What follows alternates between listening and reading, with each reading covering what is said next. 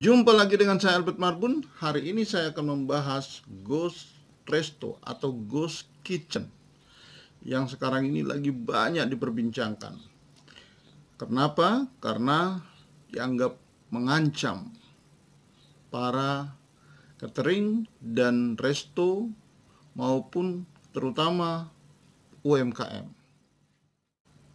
Ikuti terus. Tapi sebelumnya jangan lupa like, subscribe, komen, dan pencet tombol loncengnya sehingga setiap kali ada informasi terbaru Anda diberitahu.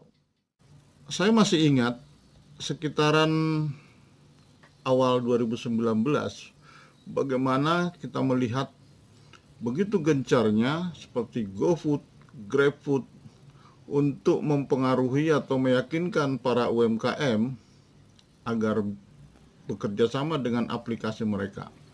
Sehingga mereka sampai didatangi satu persatu atau dilatih sehingga mereka kemudian bergabung dalam platform aplikasi GoFood atau GrabFood dengan potongan misalnya 20%. Itu baru tahun yang lalu. Dan kemudian berduyun-duyunlah para pelaku UMKM untuk masuk ke sana. Dan mereka kemudian promosi gencar-gencar, bangga memberitahu kemana-mana bahwa mereka ada di platform itu, ya. Jadi mereka ikut dan gencar mempromosikan, bahkan ke baik offline maupun online menggunakan medsos. Itu yang sudah dilakukan para UMKM itu, ya, berjuang, merintis, ya. Sampai kemudian terbentuklah satu habit dan menjadi lifestyle di mana banyak masyarakat sekarang cenderung memilih pesan makanan untuk makan di rumah. Ditambah lagi dengan kondisi sekarang ini, ya, COVID-19 semakin membuat masyarakat untuk lebih memilih makan di rumah gitu, ya, dengan memesan. Nah, inilah yang kemudian terjadi. Artinya UMKM menikmati. Tapi pestanya itu hanya sesaat, ya. Karena kemudian Grab juga sudah membuat satu platform aplikasi yang di sana ada beberapa brand, ya, sehingga semacam Ghost Kitchen juga atau Ghost Resto. Dan yang terbaru adalah GoFood juga sudah masuk ke sana, ya. Dia dengan bekerja sama dengan Rebel Food, ya, yang dari India. Jadi di India sudah ada dari 2011, kemudian dia berubah menjadi Rebel Food di 2018, ya. Jadi di India dia sudah bangun kurang lebih 235 dapur di 20 kota di India. Nah, dan beraliansi dengan 1.600 restoran. Jadi besaran pelanggannya diperkirakan total hampir 2,5 juta pesanan setiap minggu, dan itu luar biasa. Dan antara offline atau orang makan di restoran dengan dia pesan itu sudah hampir seimbang sekarang ini. Jadi jelas-jelas itu akan mengancam, ya. Nah, terus apa hubungannya dengan UMKM? Nah, UMKM yang ikut merintis, ya, ikut menggelorakan habit ini, kemudian sekarang sedang terancam kalau GoFood sudah berhasil membangun dapur-dapurnya, ya, di beberapa kota besar gitu. Di Indonesia targetnya selama kurang lebih 18 bulan dia sudah harus ada di 100 titik gitu, ya. Jadi bayangkan mereka pemodal besar, terus pasti kualitas rasa mereka bisa mengupayakan karena bisa membayar chef gitu, ya. Jadi ini juga ancaman, benar-benar ancaman buat UMKM. Nah, pertanyaannya kemudian, kenapa ini bisa terjadi ya? Pertama adalah karena memang sewa properti itu kan mahal. Jadi orang akan, sehingga harga makanan itu pasti include ya. Jadi biayanya operasional, sewa yang mahal membuat makanannya jadi mahal. Jadi kemudian COVID-19 membuat orang takut di keramaian sekarang ini. Lagi makan gitu ya, yang dimana tempatnya itu bisa dipakai orang berganti-ganti dalam setiap hari. Jadi aplikasi GoFood dan GrabFood juga makin komplit ya. Jadi membayar langsung pun sudah bisa gitu. Jadi udah dimanfaatkan ya. Jadi dengan membuat ghost kitchen atau ghost resto, di mana mereka hanya menyewa satu tempat, lalu di situ ada berbanyak brand gitu, ada banyak olahan di sana. Tinggal apa saja dijual bisa gitu ya, dengan satu dapur bersama gitu. Jadi itu yang membuat jadi efisien ya. Pastinya harganya jadi murah gitu ya, sehingga orang akan lebih memilih beli lewat aplikasi dibanding dia beli langsung. Nah ini kenyataan. Lalu kemudian pertanyaannya lagi adalah, terus bagaimana para UMKM menyikapi ini? Gak ada cara lain selain berkolaborasi ya, karena konsep ghost resto itu adalah sebenarnya efisiensi ya. Jadi membuat satu dapur dan di sana bisa diproduksi bermacam-macam brand ayam, seafood dan macam-macam. Ya, yang tadinya itu dilakukan sendiri-sendiri. Jadi UMKM 1 jual seafood, UMKM 2 jual misalnya lumpia, yang lain jual apa, dan itu yang dilakukan. Nah, sekarang oleh konsep mereka ini adalah dia buat dalam satu dapur dan di situ diproduksi macam-macam. Nah, ini sangat efisien tentunya. Nah, apalagi kemudian melibatkan para chef yang profesional dan kualitasnya akan lebih bagus ya. Apalagi kemudian mereka dalam kuantitas yang banyak, maka bahan bakunya jadi murah karena mereka belanjanya juga banyak. Ya, mungkin langsung kerjasama dengan pabrik dan itu akan sangat-sangat efisien.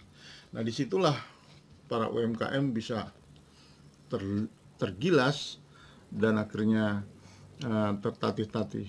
Nah, UMKM harus menyadari ini dan harus juga mencari solusi-solusi. Nah, salah satu adalah koperasi sebenarnya. Karena koperasi itu adalah sebenarnya kan gotong royong, kolaborasi. Ya. Jadi dengan anggotanya yang banyak dan mereka juga menyediakan bahan baku bisa bersama-sama, lalu kemudian memasarkan juga dengan pada anggotanya juga sama-sama, keuntungan juga bisa dirasakan bersama-sama. Nah, tapi kesadaran berkoperasi inilah yang sampai sekarang masih kurang ya di kalangan para pelaku UMKM. Nah, ini yang harus didorong dan ini harus disadarkan pada para UMKM supaya siap-siap berkolaborasi. Tidak ada lagi pesaing-pesaing yang atau melakukan satu aktivitas yang individual ya. Kolaborasi solusinya.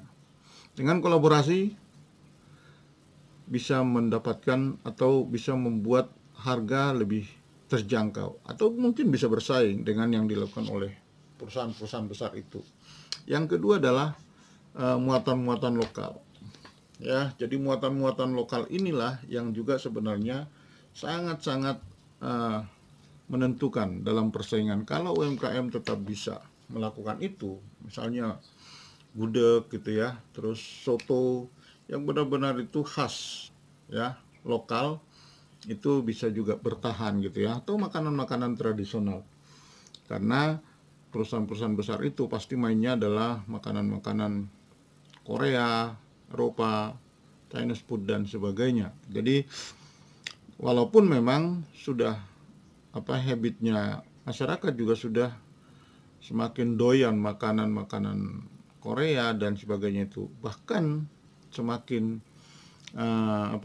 semakin tidak terbiasa untuk makanan-makanan lokal. Nah, ini tugas dan tanggung jawab kita bersama supaya tetap lestari kuliner lokal itu dan bisa bersaing dengan perusahaan-perusahaan besar yang sedang mencengkeram. Kemudian adalah kita juga sudah harus masuk pada aplikasi atau juga medsos ya. Jadi IG harus sudah dikuasai, cara promosi, cara branding, cara foto yang benar. Lalu apa yang harus dilakukan oleh UMKM supaya bisa bersaing?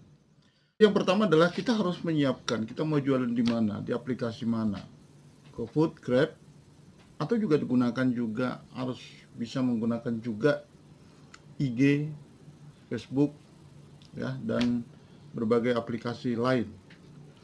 Selain juga kita lakukan offline ya. Yang kita harus tahu cara branding yang benar ya. Jadi branding ini yang kadang-kadang dilupakan. Karena banyak orang sekarang ini beli itu bukan produknya, tapi mereknya. Ya, mau dikasih produk yang bagus, kalau mereknya tidak dikenal, kadang juga orang nggak percaya.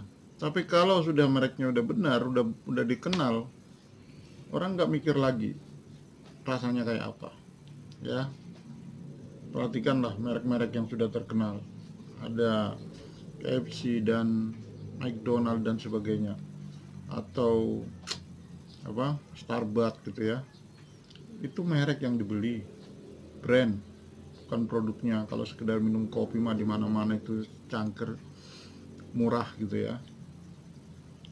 Tapi orang menikmati kopinya bukan karena kopinya, tapi karena kebanggaan, karena mereknya sudah terkenal.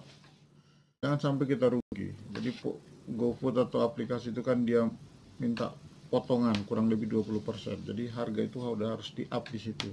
Tapi meskipun di-up, harganya harus lebih murah juga dibanding yang offline. Ya, atau warung dan sebagainya, atau kafe gitu, resto. Kalau tidak, mereka akan lebih nyaman di sana. Oke, jadi harga itu sangat penting. Kalau harganya terjangkau atau lebih murah dibanding produk yang sama gitu, itu akan menjadi pilihan. Kita harus tahu, kita harus gali apa keunggulan produk kita, dan itu harus bisa dikomunikasikan ya. Saya yakin setiap produk pasti punya kelebihan dan keunggulannya. Hanya sedikit saja orang yang tahu, yang bisa menarasikan apa kelebihan dan keunggulan produknya ya. Jadi dalam dunia online ini sangat penting, karena begitu klik keunggulan itu ya, ada sesuatu yang lebih yang sampai ke konsumen, maka mereka akan ngejar itu ya, karena akan menjadi pembeda dibanding produk-produk lain. Gali di mana keunggulan produkmu. Kalau itu stripping, apa kelebihannya? Apakah menggunakan minyak yang kualitas baik, atau bahan strippingnya, singkongnya misalnya qualified? Berpromosi. Jadi jangan dikira di offline atau di online itu ya sama, butuh promosi ya. Kita harus rajin nih promosi antar aplikasi, kita promosi ya. Jadi banyak sekarang yang dia bisa lewat IG, bisa lewat Facebook, bisa lewat Twitter, bisa lewat YouTube, bisa lewat aplikasi-aplikasi marketplace. Jadi ya itu juga bisa digunakan ya, Bukalapak, Shopee dan sebagainya. Ya, jadi harus terhadap ghost kitchen itu bisa jadi peluang, bisa juga bencana. Tinggal bagaimana kita menyikapi. Tapi yang pasti ghost kitchen adalah dapur bersama, menyajikan bermacam-macam brand sehingga bisa efisien, efektif, dan harga bisa terjangkau. Itu saja, semoga video ini bermanfaat untuk Anda, mitra usaha dimanapun berada. Tetap semangat dan komit bela beli produk UMKM